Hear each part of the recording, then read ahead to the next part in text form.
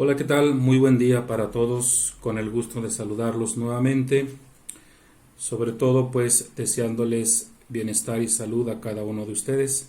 Y pues vamos a continuar con esta serie de reflexiones en torno a las 7 palabras de Jesús dichas en la cruz. Y pues hoy vamos a comenzar con nuestra reflexión en la 6ª palabra, no sin antes pues comenzar con nuestra oración. Vamos a encomendarnos al Señor a través de la oración. No olvidemos que somos indigentes espirituales y hay una gran necesidad de pedirle al Señor sus favores. Y pues vamos entonces a decir todos en el nombre del Padre, del Hijo y del Espíritu Santo. Amén. Vamos rápidamente a hacer la siguiente oración. Dice así: Espíritu Santo, ilumina nuestro entendimiento para que al leer o estudiar la Sagrada Escritura sintamos la presencia de Dios Padre que se manifiesta a través de tu palabra. Abre nuestro corazón para darnos cuenta del querer de Dios y la manera de hacerlo realidad en nuestras acciones de cada día. Instrúyenos en tus sendas, para que teniendo en cuenta tu palabra, seamos signos de tu presencia en el mundo. Por Jesucristo nuestro Señor. Amén.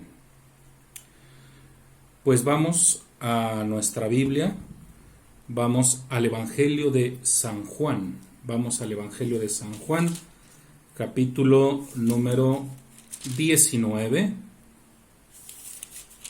Versículo número 30. Ya estamos al final prácticamente.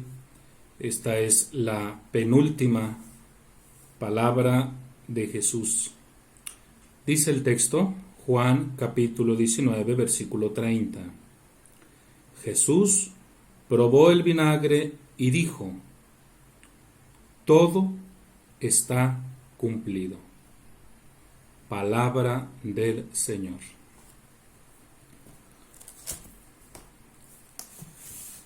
Dentro de la cristología de los evangelios, se nos enseña que hay una serie de atributos, títulos, que se le asignan a Jesús.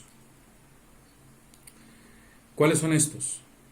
Bueno, estos títulos cristológicos serían los siguientes. Uno, voy a enumerarlos indistintamente. Jesús es el Mesías. Jesús es el Salvador. Jesús es el Cordero de Dios. Jesús es el Hijo de Dios. Jesús es el Maestro, etc. Hoy mi reflexión me voy a abocar a Jesús como Maestro, el Jesús Maestro.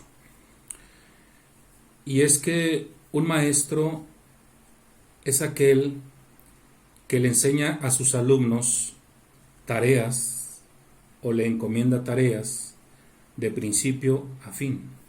Eso es lo que hace un maestro. Y Jesús, en esta 6ª palabra o 6ª frase, Jesús está diciendo: todo se ha cumplido. Entonces aquí Jesús como que evoca al término de una tarea, al término de una misión o de una labor. Pero, ¿cuál sería esa misión? ¿A cuál se está refiriendo Jesús? Y para esto nos vamos a apoyar nuevamente en la Sagrada Escritura. Vamos al Evangelio de San Juan nuevamente y vamos a buscar el capítulo número 17. Juan, capítulo número 17. Aquí rápidamente. Juan capítulo 17, versículos 1 y siguientes. Dicho esto, Jesús levantó los ojos y exclamó: Padre, ha llegado la hora. Glorifica a tu Hijo para que tu Hijo te glorifique. Tú le diste poder sobre todos los hombres, para que Él dé la vida eterna a todos los que tú le has dado. Y la vida eterna consiste en esto, en que te conozcan a ti, el único Dios verdadero, y a Jesucristo tu enviado. Yo te he glorificado aquí en el mundo, cumpliendo la obra que me encomendaste. Ahora pues, Padre, glorifícame con aquella gloria que ya compartía contigo antes de que el mundo existiera. Yo te he dado a conocer a aquellos que tú me diste de entre el mundo. Palabra del Señor. Y también vamos a leer el Evangelio de Marcos en el capítulo número 14, versículo número 35 y siguientes.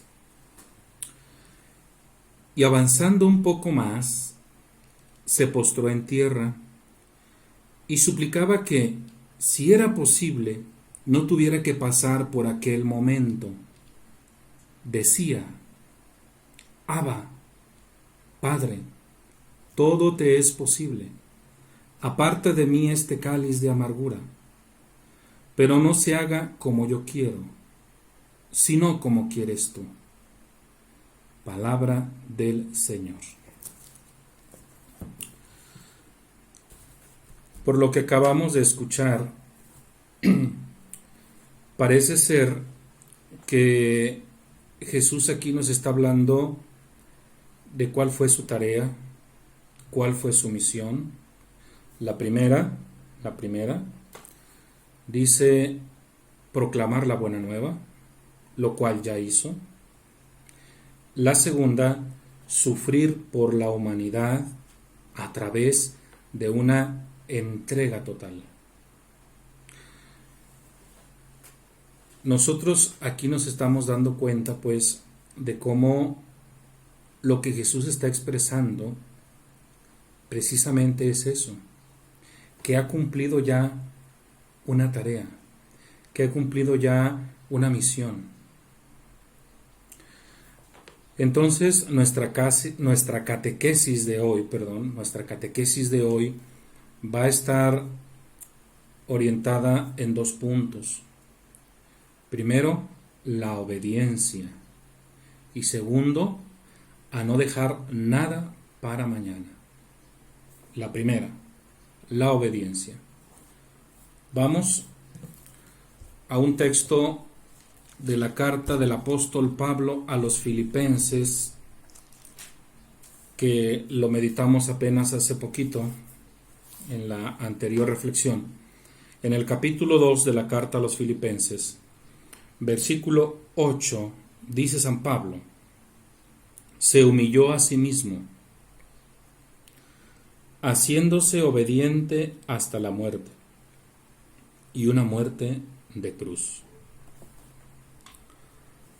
Nuestra reflexión, pues, en un primer momento será en la obediencia. Jesús ha llevado a término una misión, una labor, una tarea, pero esta estuvo condicionada por la obediencia. Miren, mucho se ha discutido si Jesús sabía o no lo que le iba a acontecer. Pero independientemente de ello, nos queda claro que debió de ser pero muy difícil promover un estilo de vida distinto en un ambiente totalmente hostil. Y sin embargo, Jesús tuvo el valor de asumir ese riesgo, todo en aras a la obediencia. la obediencia a un plan divino. Y es que a lo largo del Antiguo Testamento nosotros podríamos recordar algunos personajes tales como Abraham, Moisés, Josué, los jueces, Elías, Eliseo, los profetas, tanto mayores como menores. El común denominador de estos que yo acabo de mencionar fue ser colaboradores de Dios. Y en esta colaboración no les fue nada fácil, porque incluso algunos de ellos perdieron la vida. Pero todo esto lo hicieron en aras a obedecer la voluntad de Dios.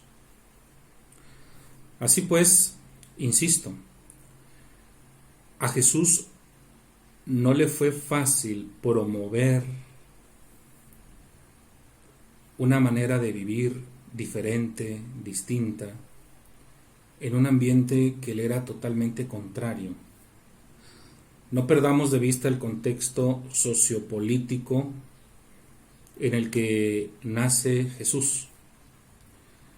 Quien gobierna es Roma, en el ambiente político. En el ambiente religioso, quien gobierna es el Sanedrín, saduceos. Por lo tanto, el pueblo está siendo prácticamente oprimido por estos dos grandes sectores, y Jesús nace y empieza su ministerio en ese ambiente, en el que Roma, el Imperio Romano, no perdona absolutamente ningún disturbio. Voy a poner un ejemplo, voy a abrir un paréntesis, que es parte de la historia. En el año 60 antes de Cristo fueron crucificados más de 2000 revoltosos, capitaneados por uno llamado Espartacus. Esto nos habla de la capacidad de violencia que generaba prácticamente el Imperio Romano. Por lo tanto, es muy importante que no perdamos de vista en qué contexto histórico Jesús dio a conocer su ministerio. Entonces no fue nada fácil. No fue nada fácil decirle a aquel ama a tu prójimo, decirle a aquel ora por tus enemigos, puesto que en ese ambiente y en ese contexto nadie quería saber absolutamente nada de este tipo de propuestas. Sin embargo, Jesús se aventuró, se arriesgó a llevar adelante esta obra, este anuncio, pero todo lo hace por obediencia. Por eso esta reflexión quiero dividirla en esas dos partes. Primero, la obediencia. La segunda es a no dejar nada para mañana. Nada. Y para esto me voy a apoyar en un libro sapiencial, el libro de Proverbios. Vamos a buscar este libro. En el capítulo número 27 del libro de Proverbios, vamos a buscarlo rápidamente. Proverbios, capítulo 27. Fíjense lo que dice aquí. Capítulo 27, versículo 1. No te gloríes del día de mañana, pues no sabes lo que un día puede traer. Hasta ahí el proverbio. Repito, no te gloríes del día de mañana, pues no sabes lo que un día puede traer. Para que se entienda más, voy a leer un paralelo que está en la carta de Santiago en el Nuevo Testamento. Vamos rápidamente a la carta de Santiago, capítulo, si no me equivoco, es el capítulo 4. Santiago, capítulo 4, versículos 13 y siguientes. Dicen: en cuanto a los que dicen, hoy o mañana iremos a tal o cual ciudad y pasaremos allí todo el año, comerciaremos y nos enriqueceremos. Hace una pregunta aquí el autor sagrado. ¿Saben acaso lo que será mañana de ustedes? Pues son vapor de agua que por un instante es perceptible y al momento se disipa. Palabra de Dios. A ver si me explico. Nosotros vivimos en una cultura en la que de pronto tendemos a decir mañana lo hago, la próxima semana lo haré, el mes que entra cambiaré, etc. Lo que nos están diciendo el libro de Proverbios y la carta de Santiago es muy sencillo. Tú no sabes si vas a vivir mañana. Eso solo Dios. Tú no lo sabes. Por eso Jesús, al decir todo se ha cumplido, esto nos hace pensar que Jesús ahí en la cruz está haciendo como un repaso de su vida que está a punto de terminar, y en ese repaso que está haciendo Jesús se está dando cuenta que cumplió cabalmente con su tarea, la tarea que el Padre le había encomendado. Voy a citar otro ejemplo de un personaje importantísimo dentro de la literatura del Nuevo Testamento, y ese es Pablo.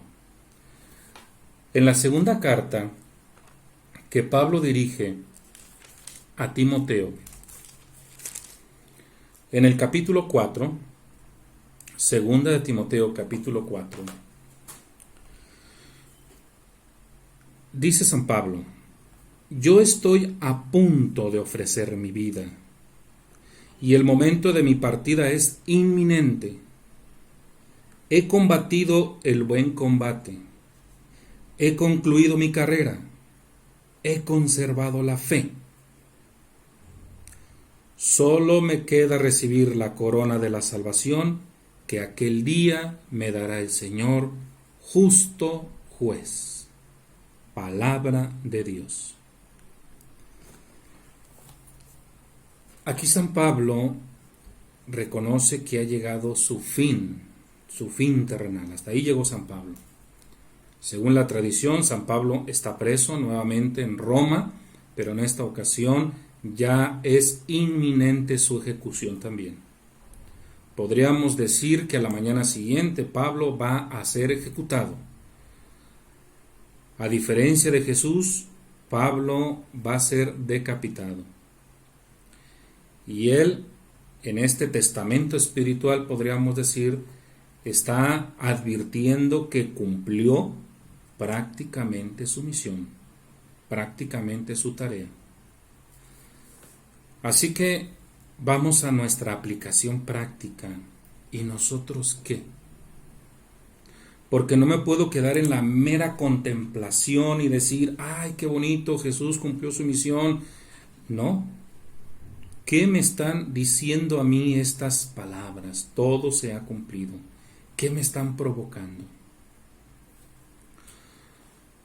Cuando nosotros fuimos bautizados, se nos dice claramente que dejamos de ser criaturas y pasamos a ser hijos de Dios.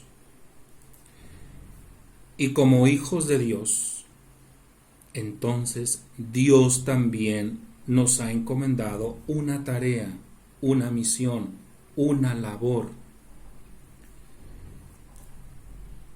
que lamentablemente, porque hay que ser muy sinceros aquí, ni siquiera la conocemos, tal vez porque no quiero darme cuenta de cuál es mi misión, o porque simple y sencillamente no lo quiero. Para darles algunas pistas, me voy a apoyar en un poema que les voy a compartir y nos pueda dar algunas orientaciones. Este poema dice así: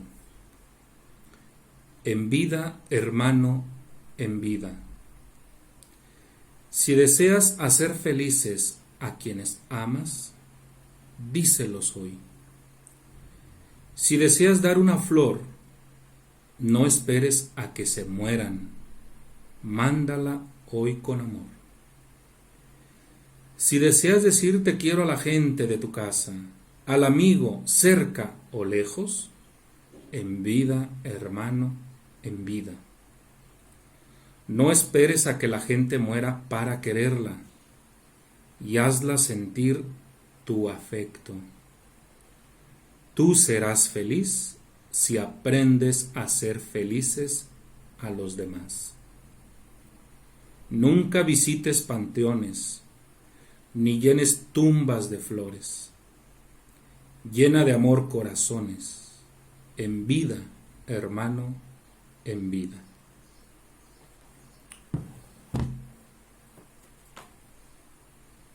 Espero que este poema nos haya dado algunas pistas. Pero a lo que quiero llegar es, como dijo San Pablo en su carta a los Efesios en el capítulo 5, despiértate tú que duermes de entre los muertos. Esto lo encontramos en Efesios capítulo 5, rápidamente. Efesios capítulo 5, versículo 14. Despierta, tú que duermes, levántate de entre los muertos y te iluminará Cristo.